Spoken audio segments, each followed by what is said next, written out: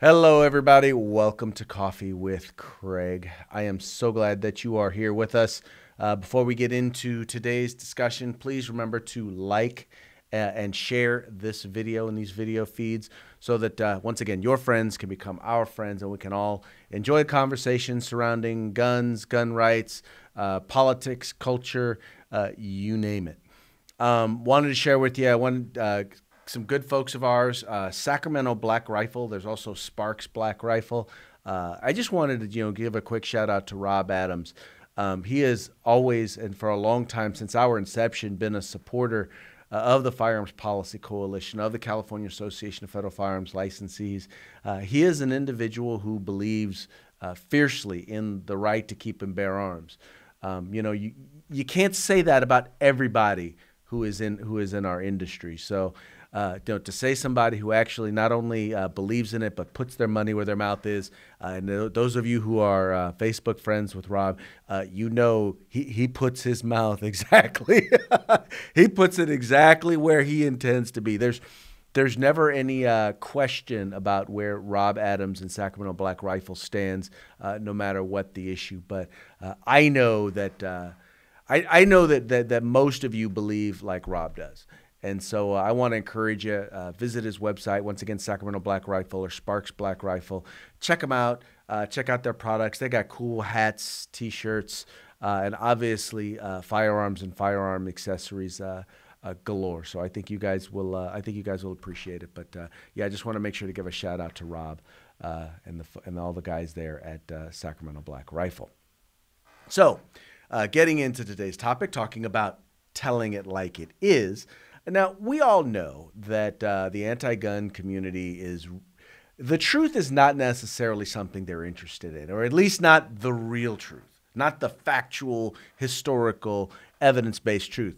They're more interested in telling a narrative, telling their truth. In other words, the world as they see it. They want us all caught up in their delusional form of history.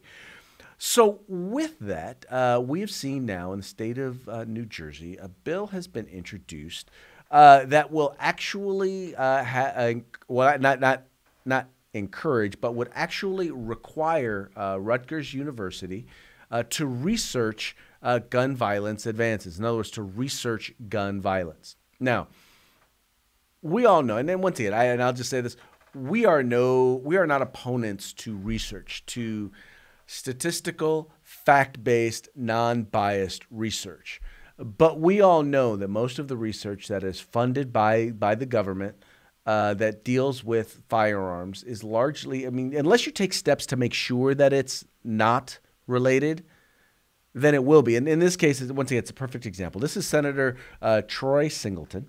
And Senator Singleton, in his bill, he wants to basically, once again, research gun violence. He doesn't want to research firearms, use of firearms, firearms use of force, legal use of force in self-defense.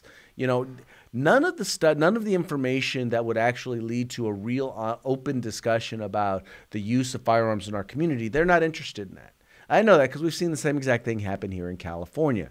We actually have here at UC Davis, we actually have a research center that was already researching and putting out information, anti-gun information, and false and misleading anti-gun studies, and then all of a sudden they got $5 million from the state government to further that cause.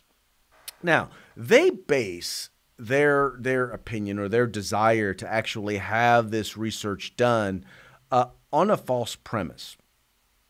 Now, mind you, this false premise is based on the idea that the CDC is prohibited from doing firearms research. In fact, let's take a look at the statement that they put out.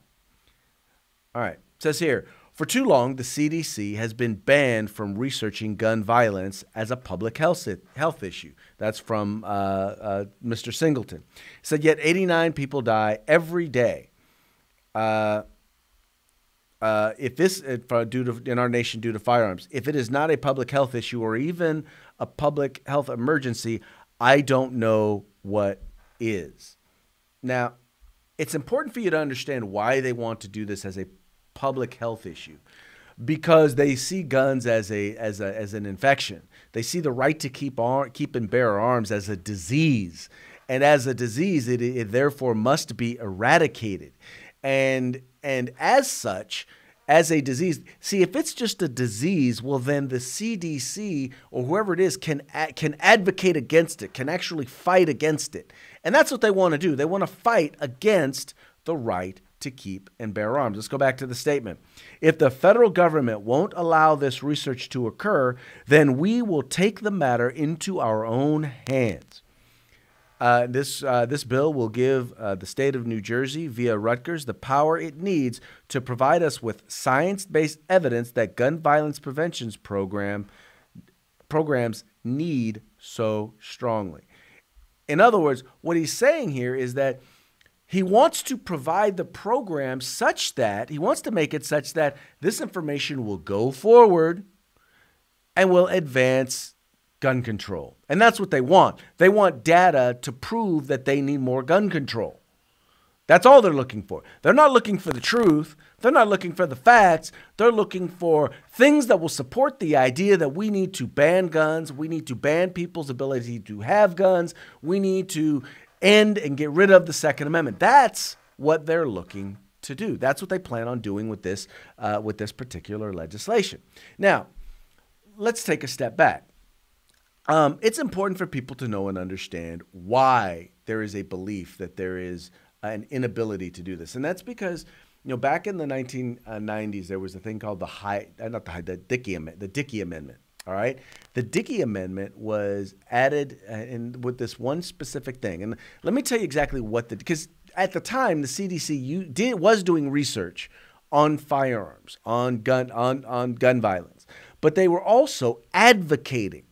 Right? In other words, they were utilizing it once again to promote gun control, to promote anti-gun, anti-Second Amendment legislation. So in the Dickey Amendment, which was put forward, they made it very, very clear. And let's read that here real quick. It says, none of the funds made available for injury prevention and control at the Centers for Disease Control and Prevention, CDC, may be used to advocate or promote gun control. Let me say that again. May be used to none of the funds may be used to advocate or promote gun control. See, the CDC has a budget of billions of dollars. And they can choose where they want those funds, what research they want to do with those funds. They could take out a small sliver of money and decide to do research on firearms. The thing is they cannot use the funds to promote gun control. So because they can't advocate, they don't even want to research, because they know that if the information comes out and it doesn't support that gun banning effort, well, hey, if it doesn't do that, well, then why would they want to do the research? If they can't advocate, they don't even want to research. So those of you there in New Jersey, as you are watching this, please make sure to tell your representatives about the Dickey Amendment. Make sure they actually read it. I read the Dickey Amendment to our state legislators, and you know what? They still continue to get up and lie. Former Senator Isidore Hall lied. Current Senator Nancy Skinner accepted the lie because she doesn't believe what is, she believes what she wants to believe. And so therefore now we have the Gun Violence Research Center here at UC Davis, which is basically the gun banning research center is essentially what it is. Folks, I wanted to share that with you because anytime you ever hear anybody try to tell you that the federal government, that the CDC is unable or is prohibited from researching firearms or gun violence, tell them they are liars. Tell them they are wrong. and they actually need to read what the law says. That'll drive them nuts. Anyway, folks, thank you so much for tuning in. Once again, please remember to like and share these videos. Share them on every gun-related, liberty-related group or page that you're a part of. Folks, we need to grow our numbers. We need more and more people who are listening to, who are paying attention to what is going on. We're in the beginning, in the midst of the legislative session in many states, and we've still got stuff that's going on in Washington, D.C. And the more that we can organize digitally, we will do the best we can to provide you the resources you need to be able to reach out and make your voice heard on these issues. But we need you to join us as a part of the fight. We know you guys are. We know you guys are here. But we need you to help your friends join us. So if you haven't already subscribed to our YouTube channel, even if you're watching these on Facebook, you know what? Help us just put a finger in the eye of the folks over there at YouTube. Go over to YouTube and make sure to subscribe to our YouTube channel. And if you're watching this on YouTube, go over and like our Facebook page. Once again, we know that these guys don't want us to get the word out, but they can't stop us if you are with us. So we'll look forward to having you a part of the team. Anyway, folks, you guys take care. Thank you for being a part of the fight for civil rights. Have fun. Stay safe. Stay free. If you like our videos, follow, subscribe, like, and share.